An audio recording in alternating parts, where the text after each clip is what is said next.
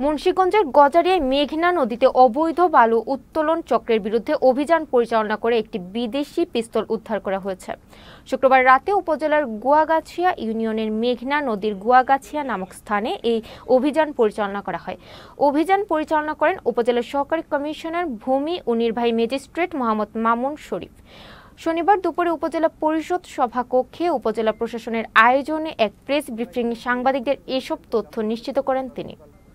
আমরা মেইনলি যে অপারেশনটায় যাচ্ছিলাম সেখান থেকে একটি বালু বোঝাই ট্রলার এবং 3 জন আসামিকে আটক করা হয়। পরবর্তীতে আমরা সেখান থেকে যখন অন্যদিকে আমরা কৌশল পরিবর্তন করে আমরা অন্যদিকে যাওয়ার সময় একদল ডাকাত আমাদেরকে হামলা করার প্রস্তুতি নিচ্ছিল এবং পরবর্তীতে তাদের কাছ থেকে তারা আমাদের উপস্থিতি টের পেয়ে তারা বোট ফেলে রেখে চলে যায়। আমরা ওই বোটে তল্লাশি চালিয়ে দেখতে পারি একটি 7.65 মিলিমিটার পিস্তল, 5 রাউন্ড তাজা গোলা, একটি ম্যাগাজিন এবং একটি ধারালো দেশীয় অস্ত্রসহ আনুষঙ্গিক কিছু জিনিসপত্র পাওয়া যায়। নদীপথে আমাদের যেই নিরাপত্তা এবং অভ্যন্তরীণ রুটে লাইটার কোস্টার এবং যাত্রীবাহী লঞ্চের নিরাপত্তার স্বার্থে এবং আমাদের যেই বালুমহল বা অবৈধ বালু উত্তোলন এগুলার রোধকল্পে বাংলাদেশ কোস্টগার্ড এবং জেলা প্রশাসন আমরা নিয়মিতই বিশেষ অভিযান, সাঁড়াশি অভিযান এবং রেগুলার অভিযান পরিচালনা করে আসছি। তারই ধারাবাহিকতার অংশ এটি একটি।